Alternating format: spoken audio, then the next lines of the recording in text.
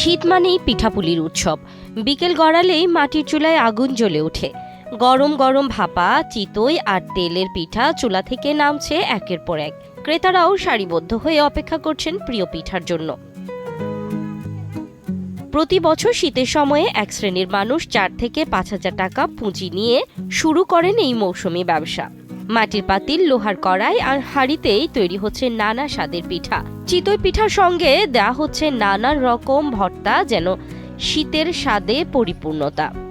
আমি বানাই 3 থেকে 12 পর্যন্ত। ঝাল পিঠা, ডিম পিঠে।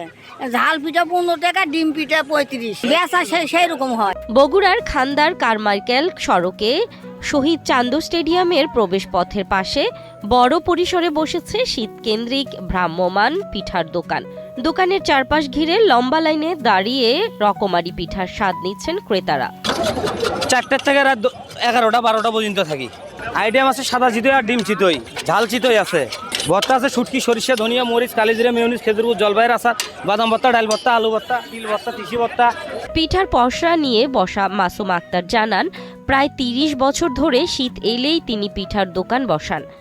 আমি এখানে 30 বছর হলে পিঠার দোকান করি। তেল পিঠা ভাজি, চিতই ভাজি, কুশলি, ঝাল মিষ্টি দুধে, ডিম পিঠে, এই মিলে 5 রকমের 6 রকমের পিঠা হয়। ডিম পিঠা 35 টাকা, ঝাল পিঠা 15 টাকা, চিতই 15 টাকা, তেল পিঠা 20 টাকা, কুশলি 10 টাকা পিস। লোক হচ্ছে বাড়ির খাটে 5 জন, এটি খাটে 4 জন। বেচা কেনাও ভালোই হয়। পিঠার এই মৌসুমী ব্যবসা অনেক দরিদ্র মানুষের আয়ের পথ খুলে দিয়েছে। পিঠা বিক্রির আয়েই চলছে অনেক পরিবারের সংসার। শীতের রাতে ধোয়া ওঠা চুলা আর পিঠার গ্রান বগুড়ার ফুটপাতে তৈরি করছে শীতের আলাদা এক আনন্দ।